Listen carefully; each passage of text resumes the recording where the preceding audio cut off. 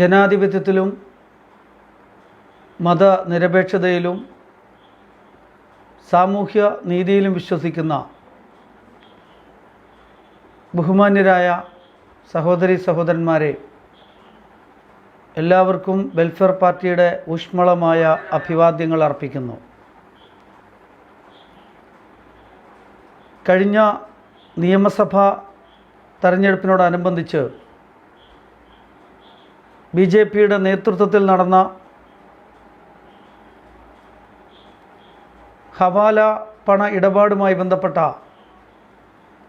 സുപ്രധാനമായ വിവരങ്ങൾ പുറത്തു വന്നുകൊണ്ടിരിക്കുന്ന സന്ദർഭത്തിലാണ് ഞാൻ നിങ്ങളെ അഭിസംബോധന ചെയ്യുന്നത്.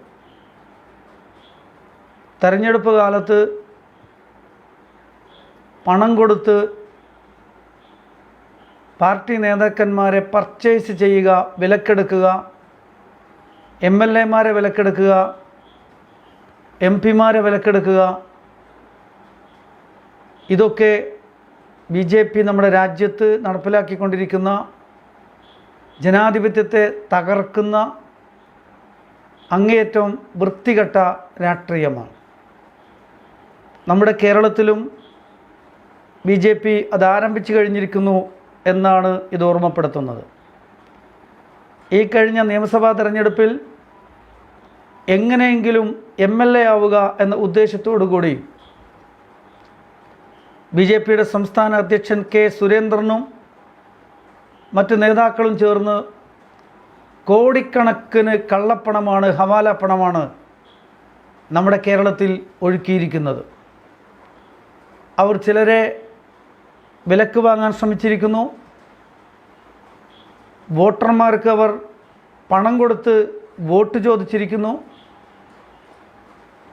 ചില പാർട്ടികളുടെ ഉത്തരവാദപ്പെട്ട ആളുകളെ പണം കൊടുത്ത് വശീകരിക്കാൻ ശ്രമിക്കുന്നു. ഇതൊക്കെ നമ്മുടെ കേരളത്തിലും BJP ആരംഭിച്ചിരിക്കുന്നു എന്നുള്ളത് ഇപ്പോൾ വെളിപ്പെടുന്നത് ഒരു കൊടകര സംഭവം കൊണ്ട് മാത്രമാണ്. ഇവിടെ ഒഴുകിയ കോടിക്കണക്കിന് ഹവാല പണത്തിൻ്റെ ചെറിയ ഒരംശം മാത്രമാണ് യഥാർത്ഥത്തിൽ ഈ കൊടകര സംഭവത്തിലൂടെ ഇപ്പോൾ പുറത്തു വന്നിരിക്കുന്നത്. അതുപോലും പരിശോധിക്കുമ്പോൾ 3.5 കോടി ഹവാല പണം, കള്ളപ്പണം കഴിഞ്ഞ നിയമസഭാ തെരഞ്ഞെടുപ്പ് സന്ദർഭത്തിൽ ഇവിടെ ഒഴുകിയിരിക്കുന്നു. ആ പണം ഉപയോഗിച്ച് പലരെയും വിലക്കെടുത്തിരിക്കുന്നു, പണം കൊടുത്ത് വോട്ട് വാങ്ങിയിരിക്കുന്നു. ഇതൊക്കെ ഇപ്പോൾ വെളിപ്പെട്ടുകൊണ്ടിരിക്കുകയാണ്.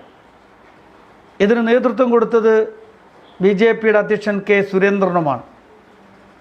മാത്രമല്ല, അദ്ദേഹം മഞ്ചേശ്വരത്തും കോന്നിയിലും മത്സരിക്കുമ്പോൾ അതിനുവേണ്ടി അദ്ദേഹം ഉപയോഗിച്ച ഹെലികോപ്റ്റർ അത് യഥാർത്ഥത്തിൽ പണം കടത്താനായിരുന്നു എന്ന് ഇപ്പോൾ ബോധ്യപ്പെടുകയാണ്. ഒരു ഹെലികോപ്റ്റർ ഉപയോഗിച്ചിട്ടൊന്നും ഒരു തെരഞ്ഞെടുപ്പ് പ്രചരണം നടത്തേണ്ടുന്ന സാഹചര്യമുള്ളതായിട്ട് നമുക്കറിയില്ല. പക്ഷേ അദ്ദേഹം തന്നെ നടത്തിയ ടെലിഫോൺ ടോക്കിലൂടെ അദ്ദേഹം തന്നെ പറഞ്ഞിട്ടുള്ള കാര്യം, തെരഞ്ഞെടുപ്പ് കാലത്ത് പണം കൊണ്ട് നടക്കൽ പ്രയാസമുള്ള കാര്യമാണ് എന്ന് അദ്ദേഹം പറയുമ്പോൾ തീർച്ചയായിട്ടും പണം കടത്താനും കൂടിയായിരുന്നു ഹെലികോപ്റ്റർ ഉപയോഗിച്ചത് എന്ന് നമുക്ക് ബോധ്യപ്പെടുകയാണ്.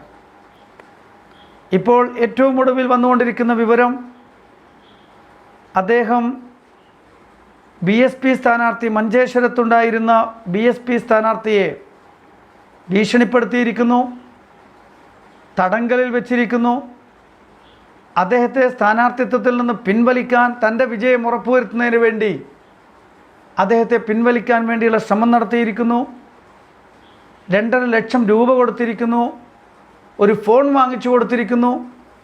ഇതൊക്കെയും അദ്ദേഹം ചെയ്തിരിക്കുന്നു. ഇതൊക്കെ ക്രൈംബ്രാഞ്ച് ഇന്ന് പുറത്തു കൊണ്ടുവന്നുകൊണ്ടിരിക്കുകയാണ്.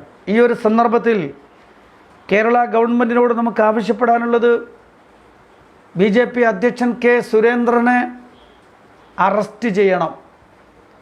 അദ്ദേഹം ഈ തെരഞ്ഞെടുപ്പിൽ ജനാധിപത്യത്തെ അട്ടിമറിച്ചുകൊണ്ട് കള്ളപ്പണം ഒഴുക്കിയിരിക്കുന്നു, ഹവാല പണം ഒഴുക്കിയിരിക്കുന്നു, ആളുകളെ വിലക്കെടുത്തിരിക്കുന്നു, വോട്ടർമാർക്ക് പണം കൊടുത്തിരിക്കുന്നു. ഇതൊക്കെ തെളിഞ്ഞുകൊണ്ടിരിക്കുന്ന സാഹചര്യത്തിൽ അദ്ദേഹത്തെ അറസ്റ്റ് ചെയ്ത് ശിക്ഷിക്കുവാൻ കേരള ഗവൺമെൻറ് തയ്യാറാകണം എന്നാണ് ഈ സന്ദർഭത്തിൽ എനിക്ക് ഗവൺമെൻറ്റിനോട് ആവശ്യപ്പെടാനുള്ളത്.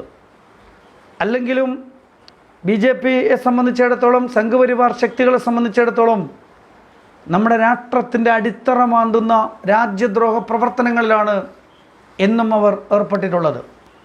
സ്വാതന്ത്ര്യ സമരത്തെ ഒറ്റുകൊടുത്തത് അതുകൊണ്ടായിരുന്നു.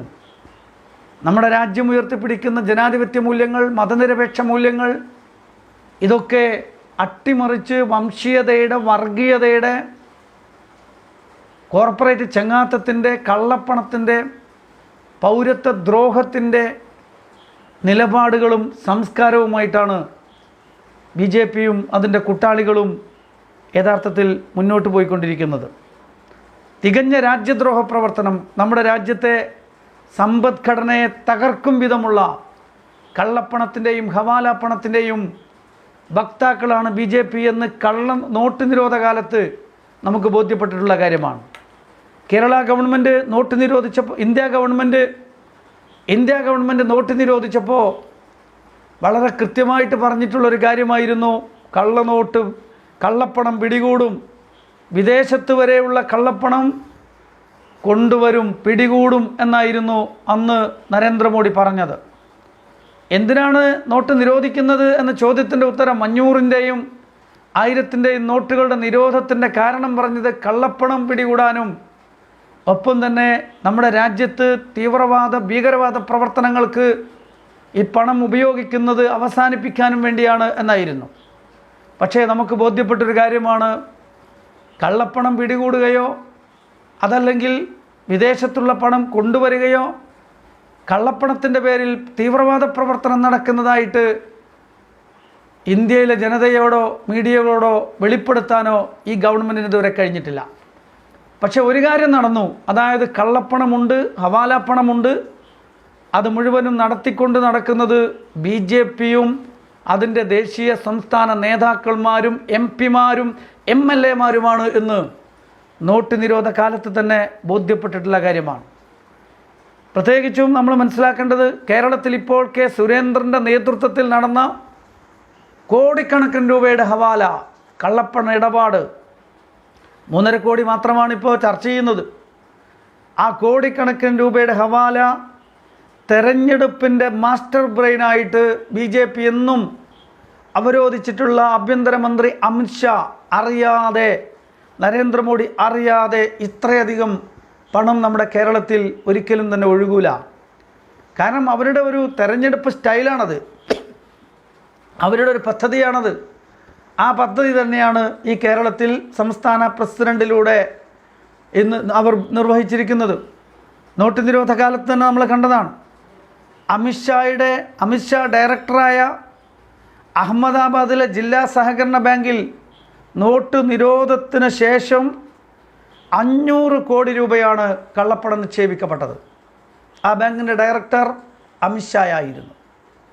നോട്ട് നിരോധ സന്ദർഭത്തിൽ ബോധ്യപ്പെട്ടിട്ടുള്ള കാര്യമാണ്. ഗുജറാത്ത് BJP മന്ത്രിസഭാംഗമായിരുന്ന ശങ്കർഭായ് ചൗധരി, അദ്ദേഹം അധ്യക്ഷനായ ഗുജറാത്ത് സഹകരണ ബാങ്കിൽ 200 കോടി രൂപയാണ് നിക്ഷേപിക്കപ്പെട്ടത്. ഇതൊക്കെ കള്ളപ്പണമായിരുന്നു. ഇവരൊക്കെ BJPയുടെ ദേശീയ സംസ്ഥാന നേതാക്കന്മാരും ജനപ്രതിനിധികളുമാണ്. തെരഞ്ഞെടുപ്പിൻ്റെ മാസ്റ്റർ ബ്രെയിൻ, BJPയെ അധികാരത്തിലേക്ക് എത്തിക്കുന്നതിൻ്റെ ബുദ്ധികേന്ദ്രം എന്ന് വിശേഷിക്കപ്പെടുന്ന അമിത് ഷായുടെ പദ്ധതിയാണ് പണമെറിഞ്ഞ് പ്രമുഖ നേതാക്കന്മാരെ വിലക്കെടുക്കുക, വോട്ടർമാരെ വിലക്കെടുക്കുക എന്ന പദ്ധതി. അതുകൊണ്ട് അതാണ് നമ്മുടെ കേരളത്തിൽ ഇപ്പോൾ BJPയുടെ സംസ്ഥാന അധ്യക്ഷൻ്റെ നേതൃത്വത്തിൽ ഇവിടെ നടന്നിട്ടുള്ളത് എന്നുള്ളതാണ്. അല്ലെങ്കിലും കേരളത്തിൽ തന്നെ നമുക്കറിയാം, കൊടുങ്ങല്ലൂരിൽ യുവമോർച്ച നേതാവ്, OBC മോർച്ച സെക്രട്ടറി, BJPയുടെ മണ്ഡലം കയ്പമംഗലം മണ്ഡലം നേതാവ് ഒക്കെയായിരുന്ന രാജീവ് ഏരാശ്ശേരി, അദ്ദേഹത്തിൽ നിന്ന് കള്ളപ്പണം പിടിച്ചു എന്ന് മാത്രമല്ല, കള്ളനോട്ടടിക്കുന്ന യന്ത്രത്തോടു കൂടിയാണ് അദ്ദേഹം പിടിക്കപ്പെട്ടത്. കള്ളനോട്ടടിക്കുന്ന യന്ത്രത്തോടുകൂടി, കള്ളനോട്ടുകളും കള്ളനോട്ടടിക്കുന്ന യന്ത്രവും പിടികൂടപ്പെട്ടു എന്നുള്ളതാണ്. ഇങ്ങനെ പരിശോധിച്ചാൽ BJP യഥാർത്ഥത്തിൽ അതിൻ്റെ നേതാക്കന്മാർ കള്ളപ്പണത്തിൻ്റെയും ഹവാല പണത്തിൻ്റെയും വക്താക്കളാണ് എന്ന് നമുക്ക് ബോധ്യപ്പെടും. ഒരു ചാനൽ പരിപാടിയിൽ അഹമ്മദാബാദിൽ തത്സമയം പങ്കെടുക്കെ 13,860 കോടി രൂപയുടെ കള്ളപ്പണം വെളിപ്പെടുത്തിയ ഗുജറാത്തിലെ വ്യവസായി മഹേഷ് ഷാ, അദ്ദേഹം അത് ലൈവായിട്ട് വെളിപ്പെടുത്തിക്കൊണ്ടിരിക്കും. അദ്ദേഹം പറഞ്ഞൊരു കാര്യമുണ്ട്, ഇതെൻ്റെ പണമല്ല, ഇത് BJP നേതാക്കന്മാരുടെ പണമാണ്, ഞാനൊരു ബിനാമി മാത്രമാണ് എന്ന് വെളിപ്പെടുത്തിയ അദ്ദേഹം ആ ചാനൽ ചർച്ചയ്ക്ക് ശേഷം പിന്നെ മഹേഷ് ഷായെ കുറിച്ച് നമുക്കൊരു വിവരവുമില്ല. അദ്ദേഹത്തെ പിന്നെ കണ്ടിട്ടില്ല. BJPയുടെ പണമാണ് എൻ്റെ കയ്യിലുള്ളത് എന്ന് അദ്ദേഹം അന്ന് വെളിപ്പെടുത്തിയിട്ടുള്ള കാര്യമാണ്. അതേപോലെ തന്നെ നോട്ട് നിരോധന സമയത്ത് നമ്മുടെ രാജ്യത്തുള്ള പൗരന്മാർ 1000-ൻ്റെ 2000-ൻ്റെ നോട്ട് കിട്ടാൻ, കയ്യിലുള്ള 500-ൻ്റെയും 1000-ൻ്റെയും നോട്ട് നിരോധിക്കപ്പെട്ടപ്പോൾ 2000-ൻ്റെ നോട്ട് കിട്ടാൻ ക്യൂവിൽ നിന്ന് കുഴഞ്ഞു വീണ് മരിച്ചുകൊണ്ടിരിക്കുമ്പോൾ ഇവിടെ പുതിയ 2000-ൻ്റെ നോട്ടുകൾ BJP നേതാക്കന്മാരുടെ കയ്യിൽ നിന്ന് കോടിക്കണക്കിന് രൂപ പിടിച്ചെടുക്കപ്പെടുകയായിരുന്നു. കള്ളപ്പണവുമായിട്ടാണ് അന്ന് ആ സമയത്ത് നോട്ട് നിരോധന സമയത്ത് 30 കേസുകൾ എടുത്തു. BJPയുടെ സംസ്ഥാന, ജില്ലാ, പ്രാദേശിക നേതാക്കന്മാരുൾപ്പെടെ 33 പേരാണ് അന്ന് കള്ളപ്പണവുമായി ബന്ധപ്പെട്ട് പ്രതി ചേർക്കപ്പെട്ടിരിക്കുന്നത്. BJP ആയിരുന്നു. കള്ളപ്പണത്തിൻ്റെ പിന്നിൽ മുഴുവനും BJPക്കാരാണ് അന്ന് പിടിക്കപ്പെട്ടത്. നോട്ട് നിരോധനത്തിൻ്റെ പിറ്റേ ദിവസമാണ് രാജസ്ഥാനിൽ BJP നഗരസഭ അധ്യക്ഷയെയും അവരുടെ ഭർത്താവിനെയും അഴിമതി നിരോധന വകുപ്പ് പിടികൂടിയത്. കാരണം നിരോധിച്ച 1000 നോട്ടിൻ്റെ 1 ലക്ഷം അവരുടെ കയ്യിലുണ്ടായിരുന്നു. നിരോധിച്ച നോട്ട്. അങ്ങനെ നിരോധിച്ച നോട്ടുകൾ, കണക്കില്ലാത്ത പണം അവരിൽ നിന്ന് പിടിക്കപ്പെടുകയുണ്ടായി.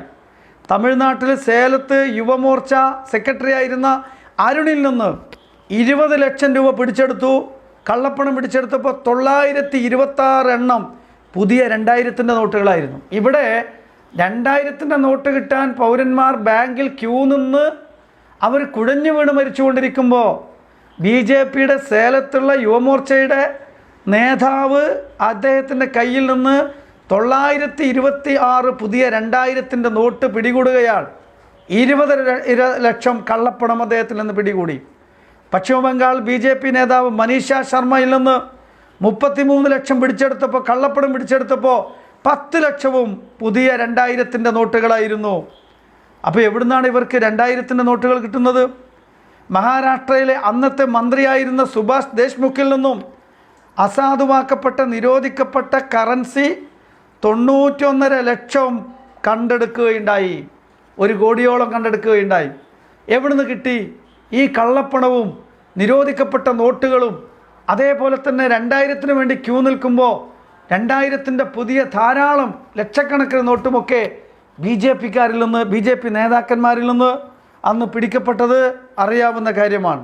3 കോടി രൂപയാണ് ഗാസിയാബാദ് BJP മുൻ അധ്യക്ഷനായിരുന്ന അശാങ്ക് മോഗയിൽ നിന്ന് പിടിക്കപ്പെട്ടത്. ഞാൻ സൂചിപ്പിക്കുന്നത്, കള്ളപ്പണത്തിൻ്റെ പേര് പറഞ്ഞ്, തീവ്രവാദത്തിൻ്റെ പേര് പറഞ്ഞ്, ഭീകരവാദത്തിൻ്റെ പേര് പറഞ്ഞ് നരേന്ദ്രമോദി നോട്ട് നിരോധിച്ച് നമ്മുടെ കേരളത്തിൻ്റെ സമ്പദ്ഘടനയെ തകർത്ത് തരിപ്പണമാക്കി, സാധാരണക്കാരൻ ക്യൂയിൽ നിന്നും മരിച്ചു വീഴുമ്പോൾ, സമ്പദ്ഘടന പൊളിഞ്ഞു വീഴുമ്പോൾ, ഇവിടെയുള്ള കച്ചവടക്കാർ ആത്മഹത്യയിലേക്ക് എടുത്തെറിയപ്പെടുമ്പോൾ, ആ ഒരു സന്ദർഭത്തിൽ നടന്ന പിടിക്കപ്പെട്ട മുഴുവൻ കള്ളപ്പണത്തിൻ്റെയും കള്ളനോട്ടടിയുടെയും നോട്ടടി യന്ത്രം ഉൾപ്പെടെ മുഴുവൻ ഹവാല പണത്തിൻ്റെയും പിന്നിൽ BJPയും BJPയുടെ സംസ്ഥാന നേതാക്കന്മാരും ജില്ലാ നേതാക്കന്മാരും ലോക്കൽ നേതാക്കന്മാരും ദേശീയ നേതാക്കന്മാരും BJPയുടെ ജനപ്രതിനിധികളുമായിരുന്നു അതിൻ്റെ പിന്നിലുണ്ടായിരുന്നത് എന്ന് വെളിപ്പെട്ടിട്ടുള്ള കാര്യമാണ്. ഇതാണ് BJP എന്ന് പറയുന്നത്. ഇതാണ് RSSും സംഘപരിവാറും എന്ന് പറയുന്നത്. കേരളത്തിലെ പാവപ്പെട്ട പൗരൻ്റെ കയ്യിലുള്ള 500-ൻ്റെയും 1000-ൻ്റെയും നോട്ടുകൾ കൊള്ളയടിച്ചു കൊണ്ടുപോയി ഇവിടെയുള്ള നരേന്ദ്രമോദിയുടെ കൂട്ടുകാരായ കോർപ്പറേറ്റുകൾക്ക് സമാഹരിച്ചു കൊടുക്കുകയായിരുന്നു യഥാർത്ഥത്തിൽ ചെയ്തത്. അതാണ് ചെയ്തത്. ഇവിടെയുള്ള ബാങ്കുകൾ മുഴുവനും കൊള്ളയടിച്ച് മോഷണം നടത്തി ബാങ്കുകളെ പറ്റിച്ച് കടന്നുപോയവരും നരേന്ദ്രമോദിയുടെ കൂട്ടുകാരായ വലിയ സമ്പന്നരായിരുന്നു, കോർപ്പറേറ്റുകളായിരുന്നു എന്നുള്ളതാണ്. അതുകൊണ്ട് തന്നെ ഇതൊരു കൊള്ള സംഘമാണ്. ഈ ഒരു കൊള്ള സംഘത്തെ കേരളം തിരിച്ചറിയണം.